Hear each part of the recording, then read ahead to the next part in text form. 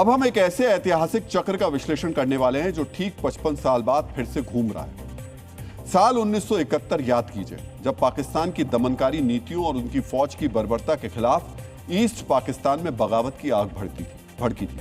नतीजा पाकिस्तान के दो टुकड़े हो गए और एक नया देश बना बांग्लादेश।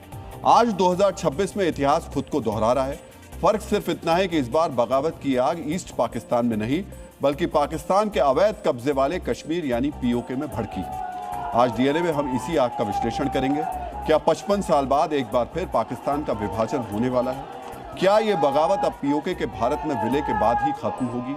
हम क्यों कह रहे हैं कि पाकिस्तान का विभाजन होने वाला है और हम ये क्यों कह रहे हैं कि पीओके का भारत में विलय होने वाला है? आपको आगे विस्तार से समझाएंगे, लेकिन सबसे पहले आपको देखना चाहिए कि कैसे बीते 24 घंटे से पीओके जंग का मैदान बना हुआ। अवाम अपना हक मांग रही है, बदले में फौज की गोलियां मिल रही हैं। ओए, आम जनता आटा चावल बिजली मांग रही है, फौज बुलेट की बरसात कर रही है। सरकार और फौज की दमनकारी नीतियों के खिलाफ जब पीओके की आवाम सड़कों पर उतरी तो इस प्रदर्शन को कुचलने के लिए मुनीर जनरल डायर बन गया और पीओके को जलियांवाला बाग बना दिया। कल पीओके के मुजफ्फराबाद, डडियाल, रावलकोट और मीरपुर में जब प्रदर्शनकारी सड़कों पर उतरे तो पहले से ही तैयार फौज ने उन पर फायर खोल दिया। अपनी ही आवाम पर फौज ने कितनी गोलियां चलाई उसे गिनना भी मुश्किल है। फौज ने प्रदर्शनकारियों को रोकने के लिए ब्रिज पर कब्जा कर लिया और सामने जो दिखा उस पर फायरिंग कर दी। मुनीर की आतंकी फौज अजान के वक्त भी नहीं रुकी। फौज जहां लोगों की आवाज को बुलेट से दबा पाई वहां गोली चला दी और जहां लोगों ने फौज को घेर लिया वहां लोगों को कुछ इस कदर कुचल दिया। पीओके में फौज की फायरिंग में दर्जनों लोग घायल, वहीं एक युवक की मौत हो गई, या यूं कहे मुनीर के इशारे पर उसकी हत्या कर दी।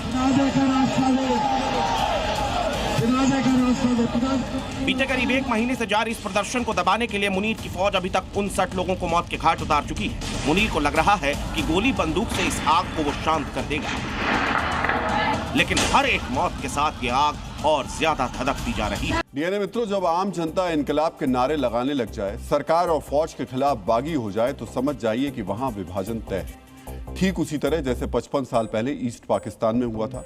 55 साल पहले ईस्ट पाकिस्तान में जो हालात थे, ठीक वैसे ही हालात इस वक्त पाकिस्तान के कब्जे वाले कश्मीर में। ऐसा लग रहा है जैसे 1971 का रिपीट टेलीकास्ट चल रहा है। जिस तरह से पाकिस्तान की सरकार ईस्ट पाकिस्तान के संसाधनों को लूटकर वेस्ट पाकिस्तान को देती थी, बिल्कुल वैसे ही पीओके के साथ भी किया जा रहा है। पीओके में बने बांधों से पाकिस्तान बिजली बनाता है, लेकिन पीओके खुद अंधेरे में रहता है।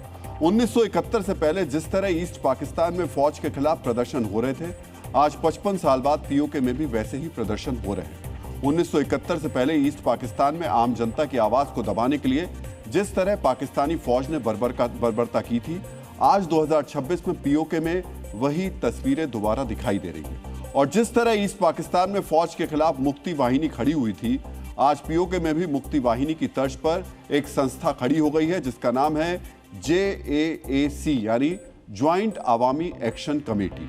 लेकिन 1971 के ईस्ट पाकिस्तान और आज के पीओके में एक अंतर है।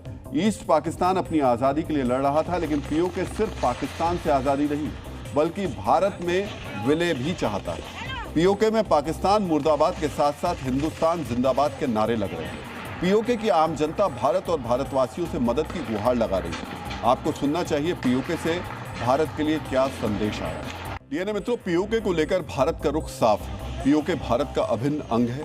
ऐसे में इंतजार हो रहा है कि एलओसी के उस पार से मदद मांगी जा रही है।